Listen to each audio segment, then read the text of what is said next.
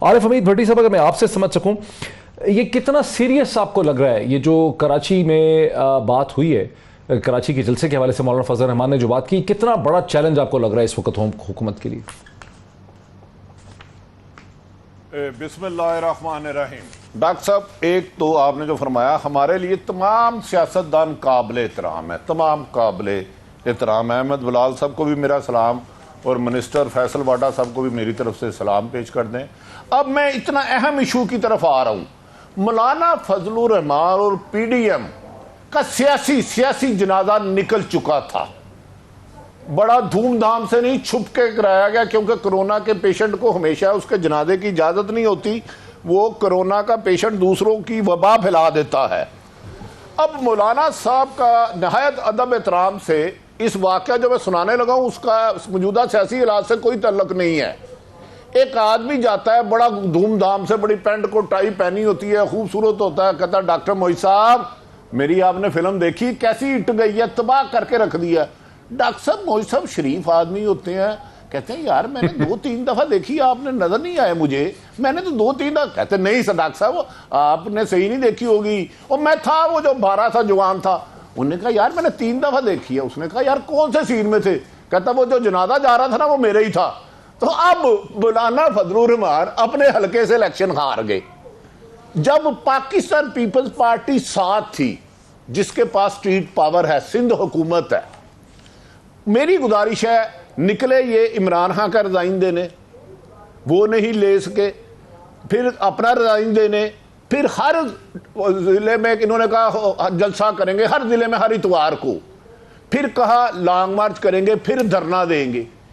پہ در پہ ناکامیوں کے بعد پھر میرا خیال ہے سیاسی طور پر زندہ رکھنے کے لیے، اپنا وجود منوانے کے لیے، ہم ابھی ہیں، سیاست سے کنارہ کشی نہیں کی، بحالت مجبوری حکومت ہمیں کشمیر کمیٹی کی چیئرمین ہی نہیں دے رہی، تو یار مجھے کنسیڈر کرو، میں سیاستدان ہوں، مجھے اس سے علاوہ کوئی خطرہ نہیں۔ جب پی ڈی ایم بنی تھی، اگر اکٹھے چلتے، دو ساری جماعتیں مل کے ریزائن دے دیتی، اچھی بات ہے، انہوں نے مہنگائی کے لیے جلسہ کرنا ہے، ایک جلسے میں 2-3 کروڑ روپیہ لگتا ہے، تو یار یہ جلسے کے ساتھ ساتھ 2-3 کروڑ لوگوں کو بیچاروں کو روٹی بھی دے دیں، اچھی بات ہے۔ اگر دیکھیں نا شہباز صاحب اس جلسے میں ہوں گے، اتنی امیر پارٹیاں ہوں گی، محمود خان اچکزئی ہوں گے، بڑے ملکوں سے انہیں امداد بھی آتی ہے، تو ان کا مہنگائی سے واسطہ کیا ڈاکٹر صاحب؟ ادب احترام کے ساتھ ان کا بے روزگاری سے کیا واسطہ؟ 10 دفعہ حکومت میں رہے۔ میرا ایک کاؤنٹر کوسچن ہے، آپ میں دودھ کی لہریں تھی۔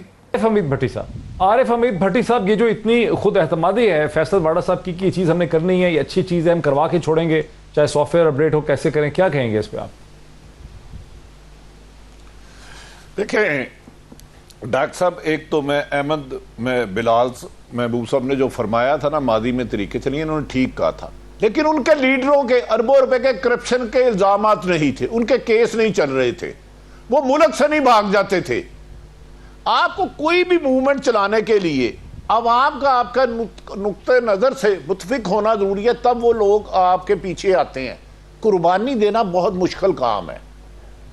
اپوزیشن کا بہت اچھا رول ہے، میں یہ بھی مانتا ہوں کہ مہنگائی بہت بڑا ایشو ہے جسے یہ حکومت شاید سمجھ نہیں پا رہی، کرپشن بھی ایشو ہے، لیکن بڑی بدقسمتی ہے مجھے، مولانا فضل الرحمان اب ہمیں سیاست سکھائیں گے۔ جس 2018 کے الیکشن کو وہ کہہ رہے ہیں دنیا کا سب سے بڑا فراڈ ہے، یہ الیکشن جعلی ہے، یہ الیکشن فراڈ ہے، اسی الیکشن کو دوبارہ کروانا چاہتے ہیں، اس سے بڑی بدنیتی کیا ہوگی؟ یہ میں نے عمران خان صاحب کی حکومت کا کوئی بہت زیادہ معترف نہیں ہوں، یہ بات کلیئر ہے، لیکن میں نے ایک بات، انہوں نے جو امریکن پریزیڈنٹ کو انکار کیا، میں نے کہا مجھے فخر ہے پاکستانی ہونے پر، آج بھی کہہ رہا ہوں کہ میرے پی ایم نے دلیر۔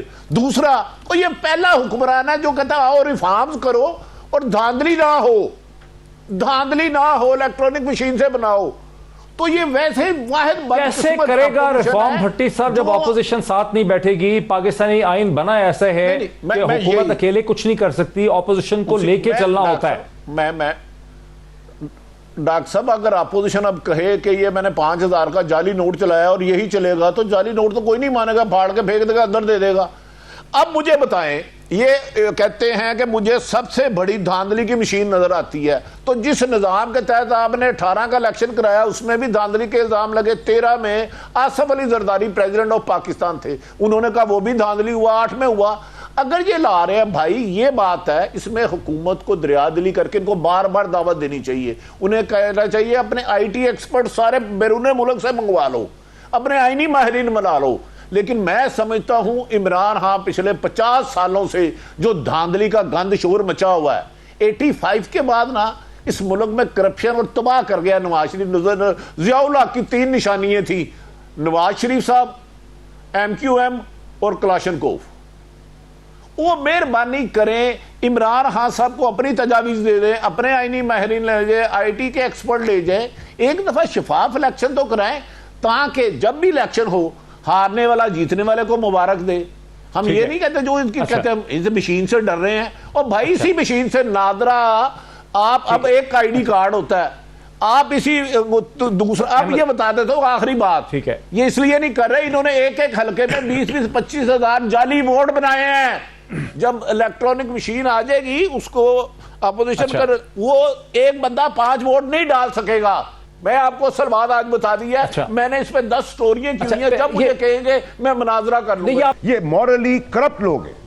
اور بھائی بھٹی صاحب، حل تو نکالنا ہی ہوگا نا حکومت کو، اب ذرا سوچئے کہ حل کیا نکل پائے گا، کیا آپ کہیں گے حکومت کو کیا کرے؟ دیکھیں ڈاکٹر صاحب، بڑی آسان بات ہے، اس میں کوئی مشکل بات نہیں۔ یہ عمران خان صاحب وزیر اعظم پاکستان کے لیے اسے ایکسیپٹ نہ کریں۔ 40-50 سال سے جو دھاندلی کے الزامات لگاتے ہیں، اس قوم پر احسان کرے، ہر الیکشن میں قتل ہوتا ہے، لڑائی ہوتا ہے، جھگڑا ہوتا ہے، اور بھائی عمران خان صاحب کے حق میں نہ جائیں، نیوٹرل لوگ لے جائے، آئی ٹی ایکسپرٹ لے جائے، اور اس مشین کو شفاف بنانے میں یہ واحد بدنصیب لوگ ہوں گے جو شفافیت میں الزام لگا رہے ہیں کہ ہم نے نہیں سے شفاف ہونے دینا۔ آپ کو یاد ہوگا پہلے جعلی شناختی کارڈ بھی ہوتے تھے، پاسپورٹ بھی ہوتے تھے، پی سی پاسپورٹ کر کے 20-20 لاکھ پہ بندہ باہر بھیجتے تھے۔ اب آپ ایک تھم امپریشن کریں تو چوتھا 5واں لگائے تو کہہ دیتا ہے۔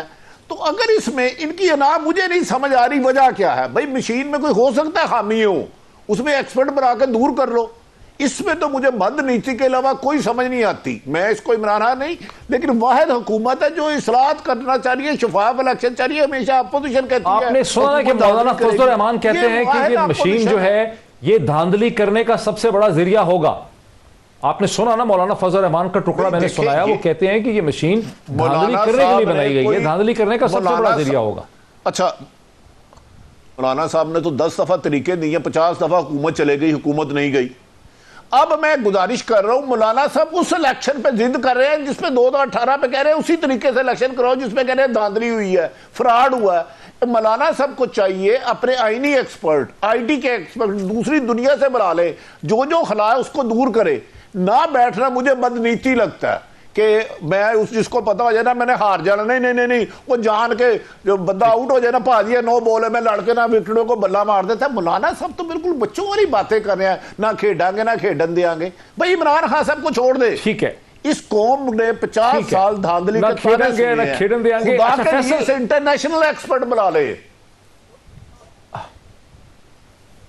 جی بالکل، میں اسی پہ آ رہا ہوں۔ فیصل والا صاحب، اگر میں یہ کہوں کہ آپ نے اس الیکٹرانک ووٹنگ مشین کو سیل نہیں کیا، ٹھیک، اس کو آپ نے مارکیٹ نہیں کیا، پرائم منسٹر نے کمرے میں 4 اپنے لوائلسٹ کے ساتھ کھڑے ہو کے اس مشین کا معائنہ کر لیا اور اس کی تعریف کر دی، جس میں مریم اورنگزیب صاحبہ نے کہا کہ کمرے میں بند اس کو، آپ کیوں نہیں سارے میڈیا کو بلاتے، ایک ٹیلی ویژن کے سامنے اس کی ڈیمونسٹریشن کرتے، ہر دفعہ ٹکڑیوں میں لوگوں کو بلائیں تاکہ بہت لوگ بھی نہ ہوں جو سوال نہ پوچھ سکے، 15 کی ٹکڑیوں میں ٹیلی ویژن اینکرز کو بلائیں، ایڈیٹرز کو بلائیں، سول سوسائٹی کے لوگوں کو بلائیں، الیکٹورل جو مانیٹرنگ جیسے پلدیت ہے، جیسے فیفن ہے، ان لوگوں کو بلائیں، کالمنسٹ کو بلائیں، ان کو دکھائیں، سیاستدانوں کو دکھائیں، ڈفرنٹ جماعتوں کے انٹرنیشنل ایکسپرٹس کو بلائیں، لوگ اس کے بارے میں لکھیں، اس کے اپنے خدشات کا بھی اظہار کریں، آپ اس کو سیل کریں، دنیا کو، ساری دنیا دیکھ سکے کہ آپ نے ایک چیز صحیح چیز کی، کیوں نہیں کر رہی آپ؟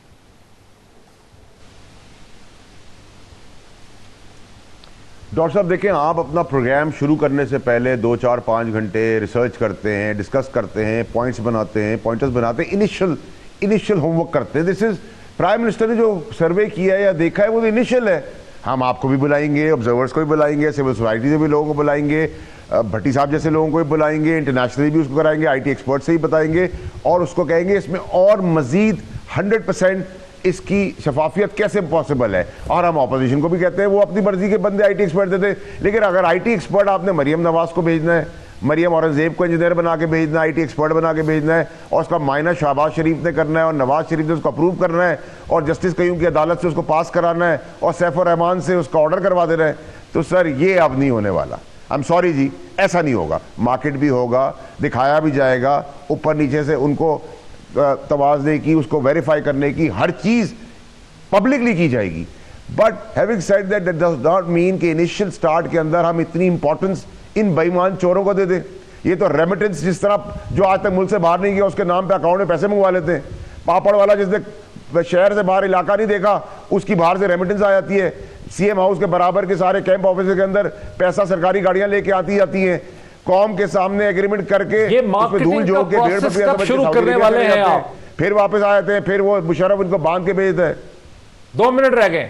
یہ مارکیٹنگ کا پروسیس کب شروع کرنے والے ہیں؟ ہم حکومت یہ مارکیٹنگ کب کریں گے الیکٹورل ریفارم اور ہم الیکٹرانک حکومت ووٹنگ مشین کی؟ ہم اس کو رائٹ. میں ڈاکٹر